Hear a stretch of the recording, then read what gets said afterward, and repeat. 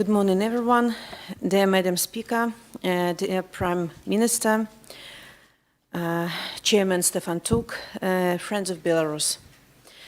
Now, in times of war, I particularly appreciate your work for Ukraine and for Belarus. And I appreciate that you accept Belarus as a part of the European family.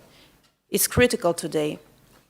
This forum is named after Kalinovsky, the leader of the uprising against the Russian Empire. 160 years ago, from prison here in Vilnius, before execution, he addressed our people. Go and fight for your human and national rights, for your faith, for your native land. For I say to you from beneath the gallows, my people, you will only then live happily when no Russian remains over you. And hundreds of thousands of people heard these words and stood up to fight against tyranny and oppression. They were murdered, and their uprising was stifled in blood.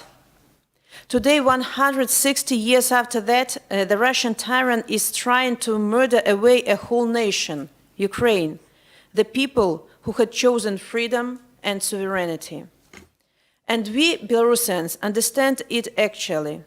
Ukrainian and Belarusian fates are interconnected now. Should Ukraine fall, there will be no future but slavery inside the Russian Empire for Belarus. There will be no peaceful future for Europe either. When Ukraine wins, we'll have a chance to return to the European family. In 2020, people in Belarus stood up to fight for their human rights. Like Kalinovsky, our freedom fighters called people to rise against the dictator, and people showed to the whole world that Belarusians, in their majority, are against the regime of Lukashenko. In 2022, our country is de facto under military occupation. The regime is selling Belarusian sovereignty at this very moment.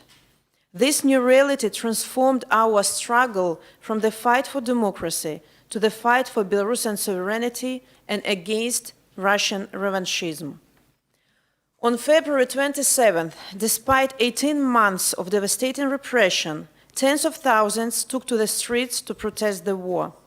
We know that more than 900 were detained, tortured with gas, beaten to unconsciousness. Some got their bones broken, and none got medical help there. Yes, now we are in wartime, and that adjusts our goals and our tactics. Cyber partisans blocked Russian transports by hacking railway systems. Activists destroy Russian military equipment. Citizens, very often mere teenagers, report the positions and moves of Russian troops in Belarus. Those who are caught are tortured in prison.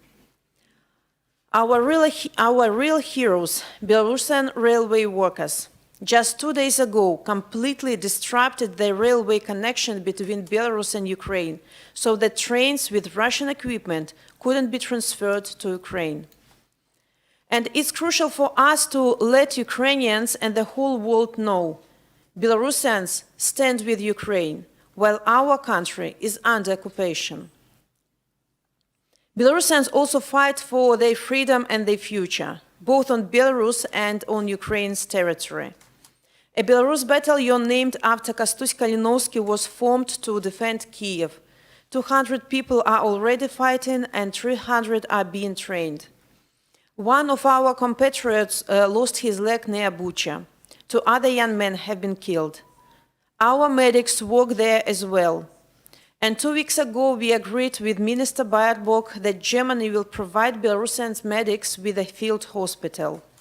Also, our independent journalists work in Ukraine. Seeing what the Russian tyrant is doing to our sister nation, Ukraine, all Belarusians are shaken. Belarus has lived too long outside the geopolitics, making no choice or not willing to make one. The war pushed Belarusians to come to this choice.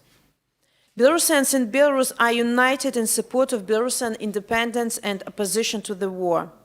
Even before the war started, only 11% of Belarusians agreed that our soldiers should be sent to Ukraine to support Russia, according to polls from Chatham House. Now, there is only 3% of them. Even Lukashenko's supporters are against war. And we are hearing reports of discontent among the nomenclatura and the army. People understand that they don't want Belarus to become a pariah like Russia. And perhaps this is the reason why Belarusian regular troops refuse to cross the Belarus-Ukrainian border. And also notice that Belarusians are fleeing for Europe, not for Russia. Europe means safety for them, Russia means war. We see the spark of pro-European moods among Belarusians, and this inspires me a lot. The main lesson all of us should learn that dictators cannot be re-educated and definitely cannot be appeased. The tyrant Lukashenko enjoys his personal impunity, and believe me, he will try to fool you again and pretend to be a peacemaker. Lithuania understands it better than anyone else does and sounds the alarm for the whole world. Ačiū, draugai. We watch with admiration how your diplomacy is advocating in the rest of Europe for harsher sanctions against Kremlin and Lukashenko's regime.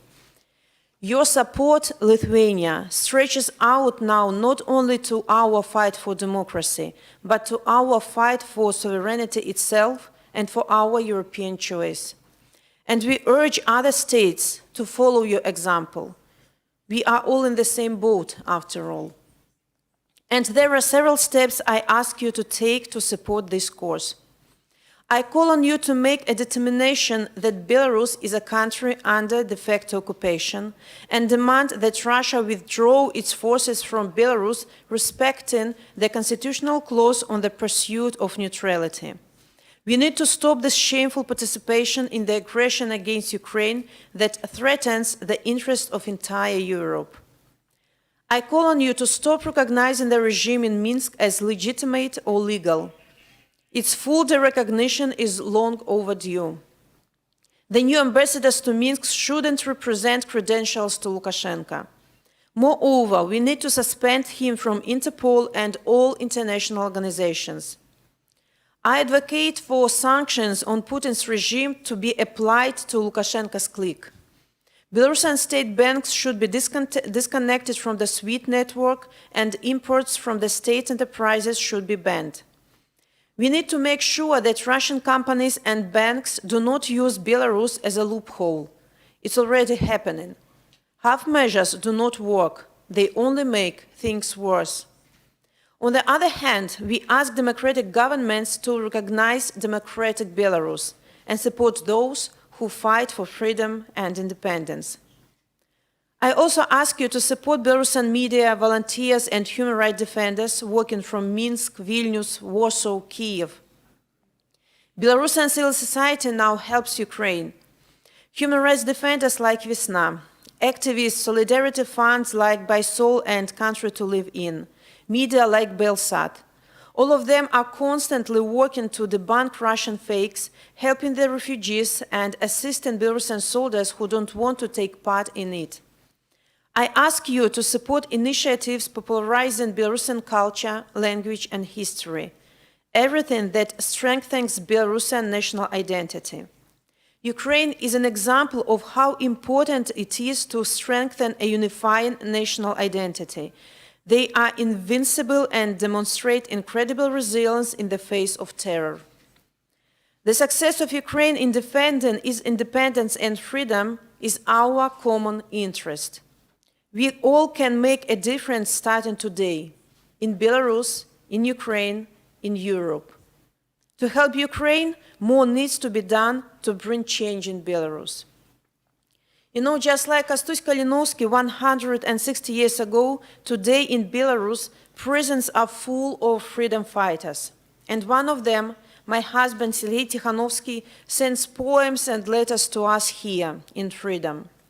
And his recent poem ends with a reference to the old biblical wisdom: faith without works is dead. His message to the fighting Belarusians is that faith in our cause dictates us to be free and consequently to fight for freedom. Otherwise, faith is dead. So let me readdress his message to you, people who have the power to stop tyranny. Faith without works is dead. Is your faith alive?